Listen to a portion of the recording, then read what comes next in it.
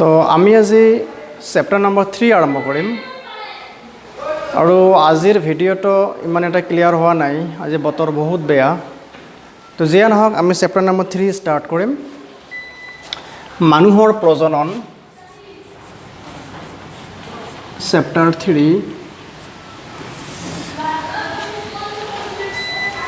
তো আমি প্ৰজনন আৰু ইয়াৰ ডেফিনেশ্যন অলৰেডি চেপ্টাৰ নম্বৰ 1ত পঢ়ি আহিছোঁ তাতে আমি দুই ধৰণৰ প্ৰজনন সম্পৰ্কে আলোচনা কৰিছিলোঁ যৌন প্ৰজনন আৰু অযৌন প্ৰজনন আৰু তাতে আমি প্ৰজননৰ ডেফিনেশ্যন অলৰেডি পাইছোঁ যে প্ৰজনন বা ৰিপ্ৰডাকশ্যন যিকোনো জীৱৰ এনে এটা বিশেষ বৈশিষ্ট্য যাৰ দ্বাৰা যিকোনো জীৱই তাৰ নিচিনা নতুন এটা জীৱৰ সৃষ্টি কৰিব পাৰে তেনেহ'লে প্ৰজনন হ'ল এনে এটা প্ৰাকৃতিক পদ্ধতি যি পদ্ধতিৰ জৰিয়তে যিকোনো এটা জীৱই তাৰ নিচিনা নতুন এটা জীৱৰ সৃষ্টি কৰিব পাৰে বা সৃষ্টি কৰে আৰু এই প্ৰক্ৰিয়াটোকে কোৱা হয় প্ৰজনন প্ৰক্ৰিয়া তো আমি চেপ্টাৰ নম্বৰ 3ত মানুহৰ প্ৰজনন সম্পৰ্কে আলোচনা কৰিম এতিয়া প্ৰজনন সকলোবিলাক জীৱই কৰে কিন্তু আমি ইয়াতে স্পেশালি মানুহৰ প্ৰজনন আলোচনা কৰিম আৰু আমি জানো যে মানুহে যৌন প্ৰজনন বা সেক্সুৱেল ৰিপ্ৰডাকশ্যন কৰে তেনেহ'লে মানুহৰ যেটো প্ৰজনন পদ্ধতি এইটো হ'ল সেক্সুৱেল ৰিপ্ৰডাকশ্যন বা যৌন প্ৰজনন তো আমি যৌন প্ৰজনন সম্পৰ্কে অলৰেডি কিছুমান ইনফৰমেশ্যন পাইছোঁ যে যৌন প্ৰজনন মানে হ'ল য'ত দুটা বিপৰীতধৰ্মী জননকোষৰ মিলন ঘটে জননকোষৰ উৎপত্তি হয় আৰু যেটো নতুন জীৱৰ সৃষ্টি হয় সেই জীৱৰ দেহত কিছুমান ভিন্নতা বা ভেৰিয়েশ্যনৰ সৃষ্টি হয় ইত্যাদি ইত্যাদি তো মানুহৰ প্ৰজননত আমি জানো যে মেল আৰু ফিমেল দুজন বেলেগ বেলেগ ব্যক্তি থাকে আমি জানো যে প্ৰাণী কিছুমান উভয়লিংগীও আছে যি প্ৰাণীৰ দেহত মেল আৰু ফিমেল গেমেট বা পুং জননকোষ আৰু স্ত্ৰী জননকোষ এটা দেহতে সৃষ্টি হয় কিন্তু মানুহৰ ক্ষেত্ৰত আমি জানো যে মেল আৰু ফিমেল সেপাৰেট হয় আৰু পুং জননকোষ আৰু স্ত্ৰী জননকোষ বেলেগ বেলেগ ব্যক্তিৰ দেহত সৃষ্টি হয় তো আমি প্ৰথমে এই মানুহৰ যৌন প্ৰজনন তাৰ এটা আমি ব্ৰিফ এটা অভাৰভিউ আমি আলোচনা কৰিম তাৰ পিছত আমি বিস্তাৰিত পদ্ধতি আলোচনা কৰিম তো মানুহৰ ক্ষেত্ৰত আমি জানো যে মেল আৰু ফিমেল সেপাৰেট আৰু ইয়াক দ্বিৰূপী যৌনতা বুলি কোৱা হয় সেক্সুৱেল ডাইমৰফিজম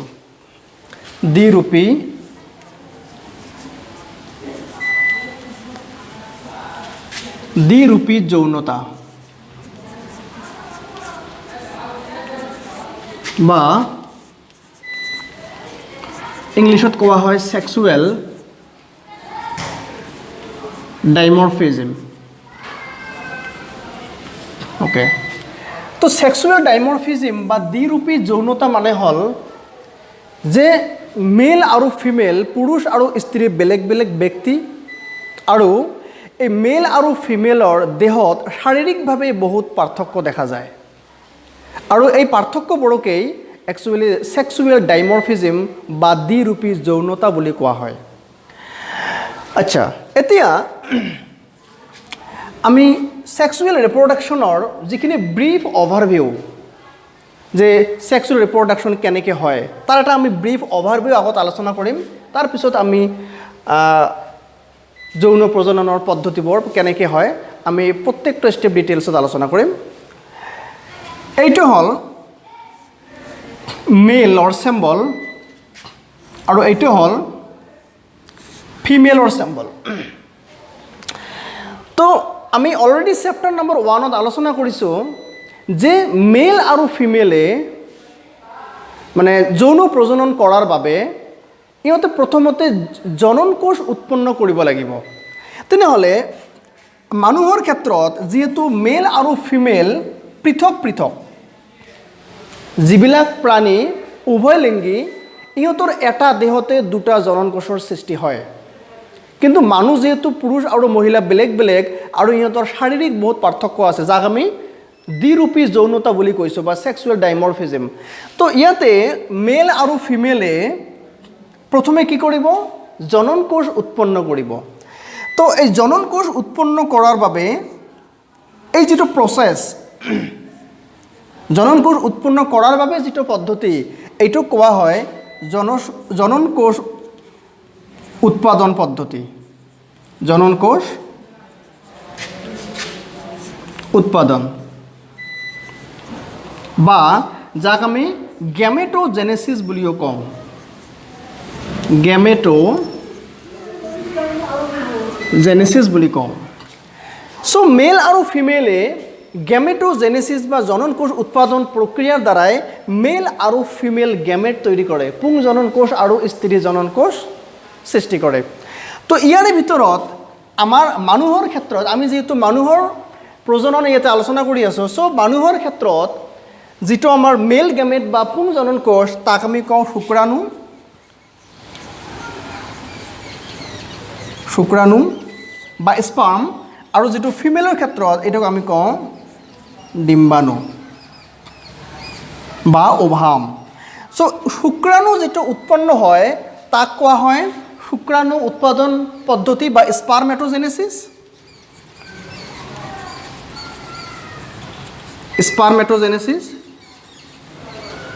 আৰু এই ডিম্বাণু উৎপাদন যেটো পদ্ধতি আছে তাক কোৱা হয় ওজেনেসিস বা ডিম্বাণু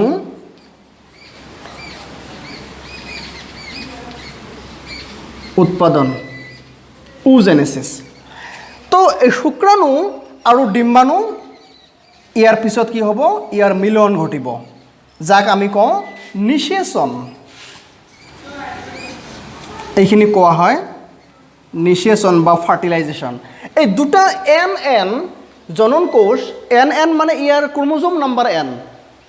আৰু আমি এইটোও জানো যে জনন কোষৰ ক্ৰোমোজোম নাম্বাৰ অলৱেজ এন থাকে আৰু আমাৰ যিবিলাক দেহকোষ আছে দেহকোষৰ chromosome number always twice n so ইয়াতে এন যে দুটা যে জনন কোষ সৃষ্টি হয় মেলে মেল গ্যামেট তৈরি করে ফিমেলে ফিমেল গ্যামেট সৃষ্টি করে তো ইয়াতে মিওসিস প্ৰক্ৰিয়াৰ যোগেদি কিন্তু জনন কোষ উৎপন্ন হয় মিওসিস পদ্ধতিৰ জৰিয়তে জনন কোষৰ উৎপত্তি হয় সো এই কাৰণে ইয়াতে ক্ৰোমোজোম নাম্বাৰ টুৱাইস এনৰ পৰা এন আহি গৈছে ওকে এতিয়া এই দুটা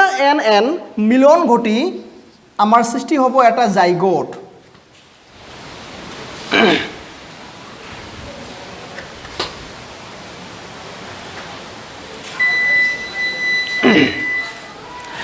তো দুটা এন মিলন ঘটি টুৱাইস এন এটা জাইগোট বা যোজন কোষৰ সৃষ্টি হ'ব এইটো কোৱা হয় জাইগোট বা যোজন কোষ তাৰপিছত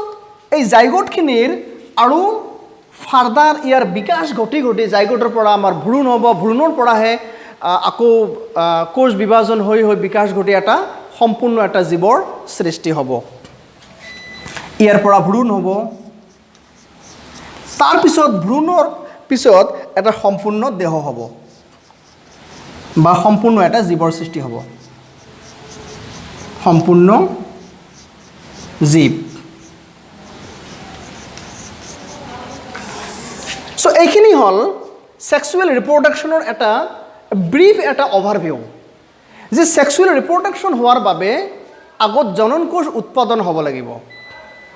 যাক আমি গ্যামেটোজেনেসিস বুলি কওঁ বা জনন কোষৰ উৎপাদন পদ্ধতি বুলি কওঁ তাৰপিছত এই মেল আৰু ফিমেল গ্যামেট পুং জনন কোষ আৰু স্ত্ৰী জনন কোষ মানুহৰ ক্ষেত্ৰত শুক্ৰাণু আৰু ডিম্বাণু এই দুটাৰ মিলন ঘটি অৰ্থাৎ নিষেচন ঘটি এটা জাইগোট বা যোজন কোষৰ সৃষ্টি হ'ব যাৰ ক্ৰোমোজোম নাম্বাৰ টুৱাইস এন অৰ্থাৎ ই দৈধ আৰু এই জাইগোটৰ কোষ বিভাজন হৈ এটা ভ্ৰূণ সৃষ্টি হ'ব তাৰপিছত ভ্ৰূণৰ বিভিন্ন ধৰণে বিকাশ ঘটি এটা সম্পূৰ্ণ জীৱৰ সৃষ্টি হ'ব সো এইখিনি হল যৌন প্ৰজননৰ এটা সংক্ষিপ্ত এটা বিৱৰণ আৰু ইয়াতে আমি এটা কথা আগতে আলোচনা কৰিছিলোঁ যে নিষেচনৰ যিখিনি আগমুহূৰ্তৰ যিখিনি পৰিঘটনা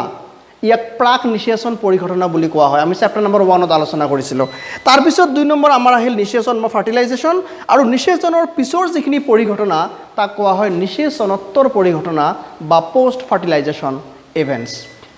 তো আমি এতিয়া মানুহৰ প্ৰজনন তন্ত্ৰ সম্পৰ্কে আলোচনা কৰিম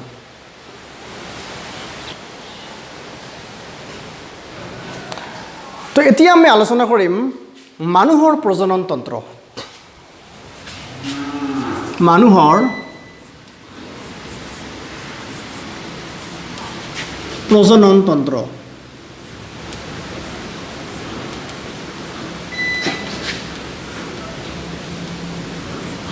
Okay. Human reproductive system. Human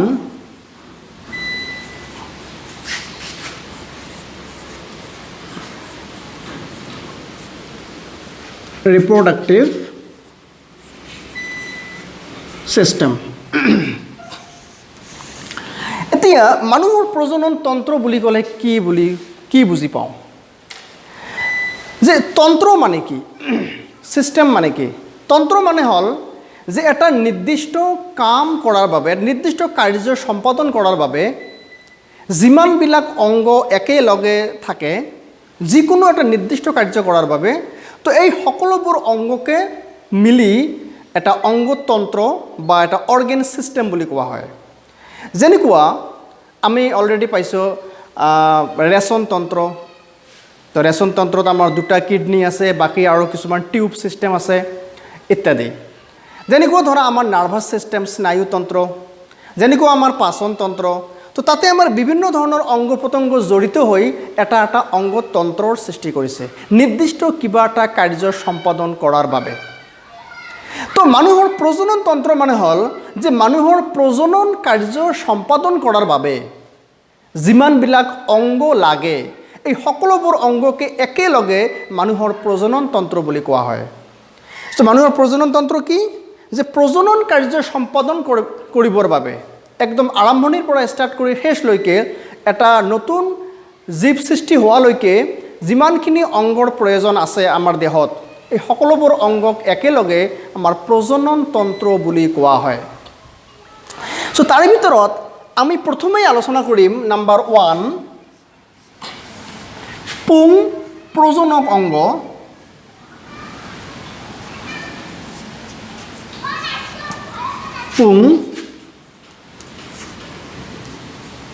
পুং প্ৰজনক তন্ত্ৰ বা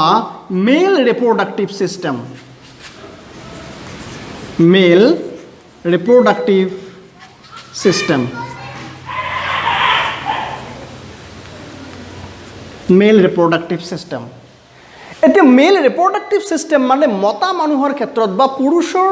দেহত তাৰ যিটো প্ৰজনন তন্ত্ৰ আছে, এই প্ৰজনন তন্ত্ৰত কি অংগ প্ৰত্যংগ আছে, আমি এই অংগ প্ৰত্যংগবিলাক সম্পৰ্কে আগত সংক্ষিপ্ত এটা আলোচনা কৰিম। তাৰপিছত আমি বাকী ষ্টেপত যাম। চ' পুং প্ৰজনক তন্ত্ৰ অৰ্থাৎ পুৰুষৰ দেহত কি অংগ ইয়াতে আছে? তো যিমানবিলাক অংগ আছে পুৰুষৰ দেহত প্ৰজনন কাৰ্য সম্পাদন কৰাৰ বাবে, এই সকলোবোৰ অংগক দুটা ভাগত ভাগ কৰা হৈছে। তেনেহ'লে পুং প্ৰজনক তন্ত্ৰ মানে যে পুৰুষৰ দেহত প্ৰজনন কাৰ্য সম্পাদন কৰিবৰ বাবে যিমানবিলাক অংগ প্ৰত্যংগ আছে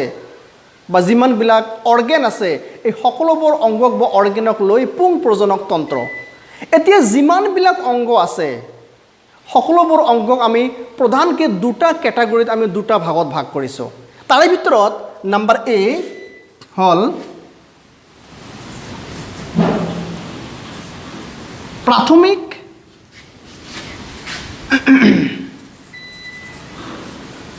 যৌন অংগ বা ইয়াক কোৱা হয় প্ৰাইমাৰী সেক্স অৰ্গেন।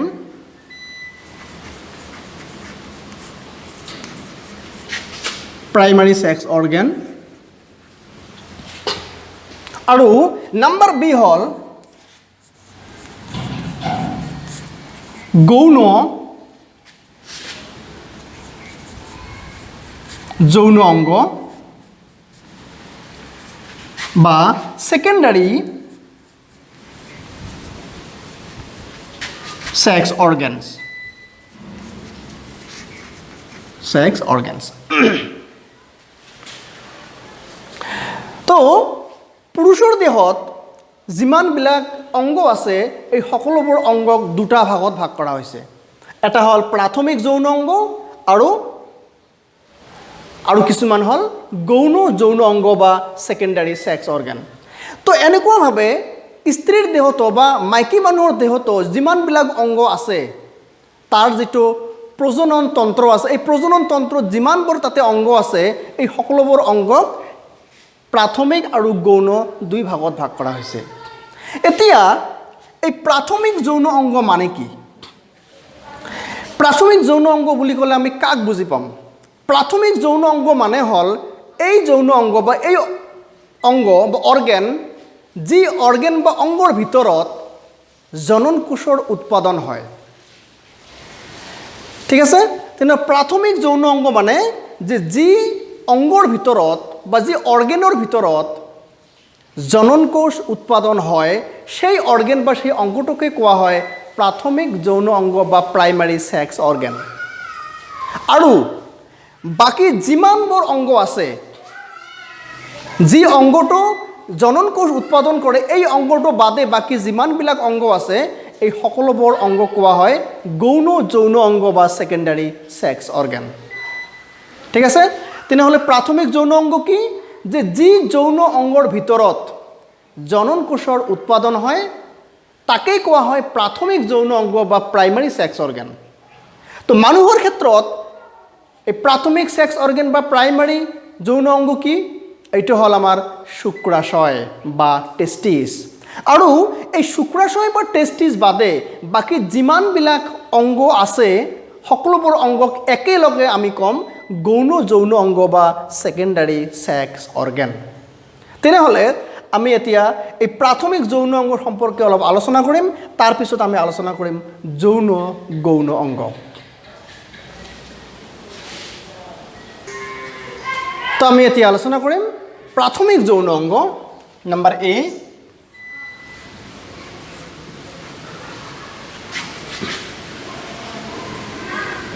प्राथमिक যৌন অংগ তেনে প্ৰাথমিক যৌন অংগ মানে তেনেহলে কি যে যি অংগৰ ভিতৰত জনন কোষৰ উৎপাদন হয় সেই অংগটোকে কোৱা হয় প্ৰাথমিক যৌন অংগ বাকি যিমানবিলাক অংগ আছে সকলোবোৰক একেলগে কোৱা হয় গৌণ যৌন অংগ বা সেকেন্ডাৰী সেক্স অৰ্গানছ তো মানুহৰ ক্ষেত্ৰত তেনেহলে বা পুৰুষৰ ক্ষেত্ৰত প্ৰাথমিক যৌন অংগটো কি পুৰুষৰ ক্ষেত্ৰত প্ৰাথমিক যৌন অংগ হল তাৰ শুক্ৰাশয় বা টেস্টিস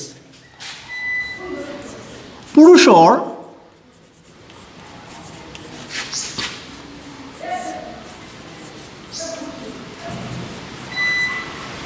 प्राथमिक যৌন অংগ হল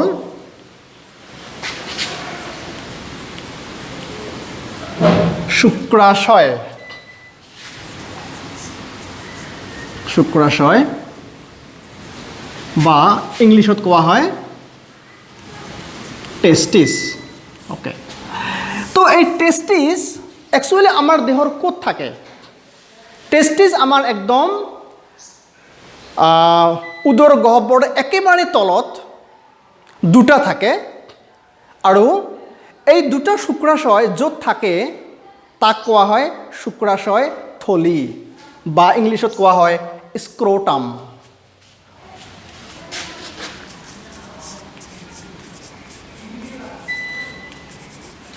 শুক্ৰাশয় থকা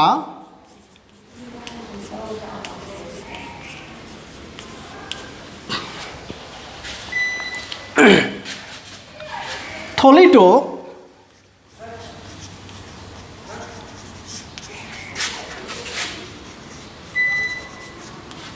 শুক্ৰাশয় থলি বুলি কোৱা হয় শুক্ৰাশয় থলি বা ইংলিশত কোৱা হয় স্ক্ৰোটাম বোলে ওকে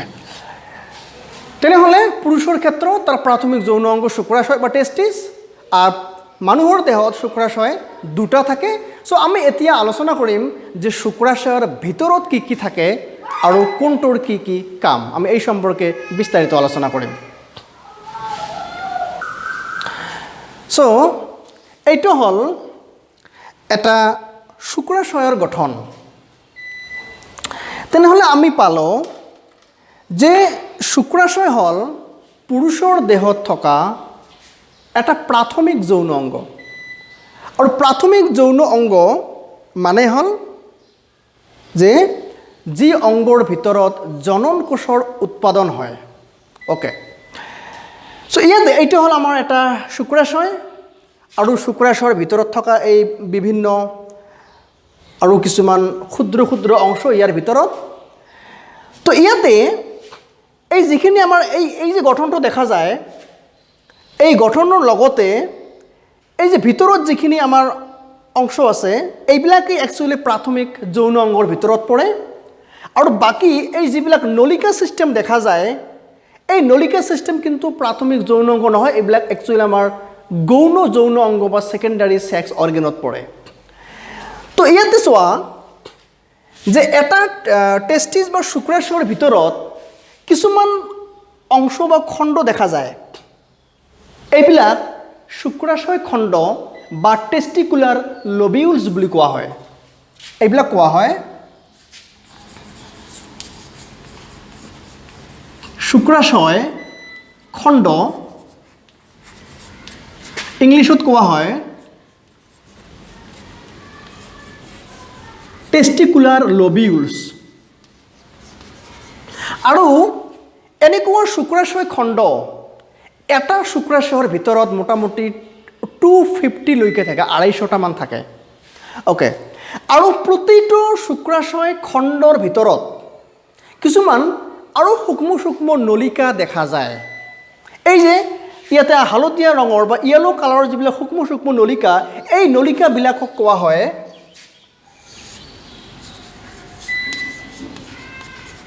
শুক্ৰজনী নলিকা। অ'কে, এতিয়া এই শুক্ৰজনী নলিকাৰ ভিতৰত, অৰ্থাৎ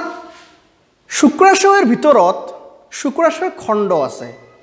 শুক্ৰাশয় খণ্ডৰ ভিতৰত আৰু সূক্ষ্ম সূক্ষ্ম কিছুমান নলিকা আছে, যাক কোৱা হয় শুক্ৰজনী নলিকা। ইংলিছত কোৱা হয় চেমিনিফেৰাছ টিউবিউল। চেমিনিফেৰাছ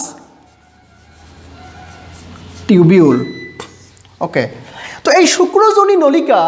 বা চেমিনিফেৰাছ টিউবিউলৰ ভিতৰত বিশেষকৈ দুই ধৰণৰ কোষ থাকে। কেই ধৰণৰ কোষ থাকে? দুই ধৰণৰ কোষ থাকে। মই ইয়াতে অলপ ৰেড কালাৰৰ কিছুমান কোষ দেখাই দিছোঁ। দুই ধৰণৰ কোষ থাকে, আৰু এক ধৰণৰ মই হোৱাইট কালাৰৰ দেখাই দিছোঁ, বাছ।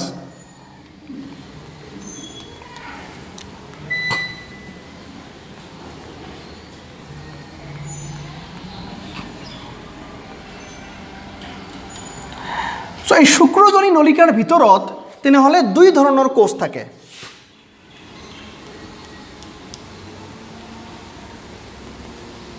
অ'কে, ইয়াৰ ভিতৰত একবিধক কোৱা হয় শুক্ৰ মাতৃকোষ, একচুৱেলি স্পাৰমেটগনিয়া বা শুক্ৰাণু মাতৃকোষ, বা আমি বীজকোষ বুলিও ক'ব পাৰোঁ। আৰু এক ধৰণৰ কোষ আছে যাক কোৱা হয় চাৰ্টলি কোষ বা নাৰ্ভ চেল। তেনেহ'লে ইয়াতে আমাৰ দুবিধ চেল আছে, এবিধক কোৱা হয় বীজকোষ আৰু আনবিধক কোৱা হয় চাৰ্টলি কোষ।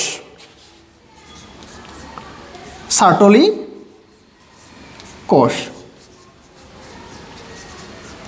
বা ইংলিছত ইয়াক চাৰ্টলি চেল বা নাৰ্ভ চেল বুলিও কোৱা হয়। তেনেহ'লে আমি কি পালোঁ যে শুক্ৰাশয়ৰ ভিতৰত 250মান শুক্ৰাশয় খণ্ড থাকে, আৰু প্ৰতিটো শুক্ৰাশয় খণ্ডৰ ভিতৰত আৰু সূক্ষ্ম সূক্ষ্ম কিছুমান নলিকা থাকে, যাক কোৱা হয় শুক্ৰজনী নলিকা বা চেমিনিফেৰাছ টিউবিউল। এই শুক্ৰজনী নলিকাৰ ভিতৰত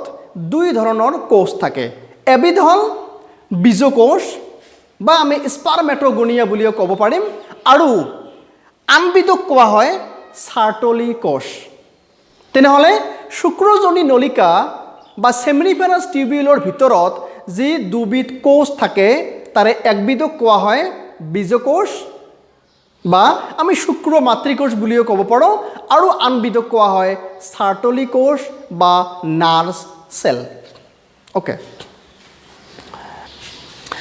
সো এই শুক্ৰজনী নলিকাৰ ভিতৰত যে এই দুই ধৰণৰ কোষ আছে এই দুই ধৰণৰ কোষৰ কাম কি আমি যেটো বীজকোষ বা শুক্ৰ মাতৃকোষ পালো এই বীজকোষ বা শুক্ৰ মাতৃকোষৰ পৰা মিয়োসিস কোষ বিভাজন পদ্ধতিৰে শুক্ৰাণু উৎপন্ন হয় তেনেহলে শুক্ৰাণু উৎপন্ন ক'ত হয় শুক্ৰাশয়ৰ ভিতৰত থকা শুক্ৰাশয় খণ্ডৰ ভিতৰত থকা শুক্ৰজনী নলিকাৰ ভিতৰত তেনেহলে শুক্ৰাণু উৎপন্ন হয় শুক্ৰজনী নলিকাৰ ভিতৰত আৰু এই শুক্ৰজনী নলিকাৰ ভিতৰত যে দুই ধৰণৰ কোষ আছে বীজকোষ আৰু চাৰ্টলি কোষ তাৰে ভিতৰত বীজকোষৰ পৰা মিয়োসিস কোষ বিভাজন পদ্ধতিৰে শুক্ৰাণু উৎপন্ন হয় আৰু এই চাৰ্টলি কোষ যেটো আছে তেনেহলে চাৰ্টলি কোষৰ কাম কি চাৰ্টলি কোষৰ কাম হ'ল যে যেতিয়া শুক্ৰাণুবোৰ উৎপন্ন হয় এই শুক্ৰাণুবোৰক চাৰ্টলি কোষবোৰে পুষ্টিৰ যোগান ধৰে কি কৰে পুষ্টিৰ যোগান ধৰে সো আমি এইখিনিতে শুক্ৰাণু এই শুক্ৰাশয়ৰ ভিতৰত থকা নলিকাৰ সম্পৰ্কে অলপ আইডিয়া পালো এতিয়া এই শুক্ৰাশয় খণ্ডৰ বাহিৰত কিছুমান নলিকা সিস্টেম দেখা যায় বা আমি টিউব সিস্টেম আমি দেখা পাইছো এতিয়া টিউব বিলাক বা নলিকা বিলাকৰ কোনটোৰ কি নাম আমি এইবিলাক সম্পৰ্কে অলপ আলোচনা কৰিম তো ইয়াৰ ভিতৰত চোৱা এই যে শুক্ৰাশয় খণ্ডৰ পৰা কিছুমান সূক্ষ্ম সূক্ষ্ম নলিকা ওলাইছে আৰু এই নলিকা বিলাকক কোৱা হয় ৰেটি টেষ্টিছ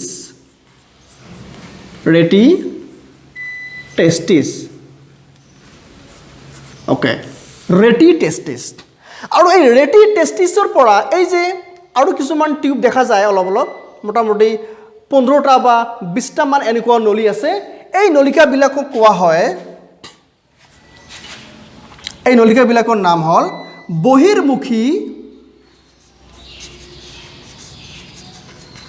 বহিৰ্মুখী শুক্ৰ নলিকা ইয়াক ইংলিছত কোৱা হয় ভাষা ইফাৰেঞ্চিয়া ওকে আৰু ইয়াৰ পিছত এই যে বহুত পাখোৱা বা কইলিং এটা নলিকা দেখা যায় এই কইলিং নলিকাটোৰ নাম হ'ল এপিডিডাইমিছ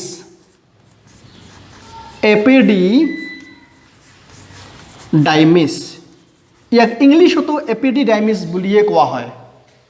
আৰু তাৰপিছত এই পাকটো এনেকৈ কমি আহি এটা ষ্ট্ৰেইট লাইন এটা সিধা এটা নলিকা দেখা যায় এই নলিকাটোৰ নাম হ'ল শুক্ৰবাহী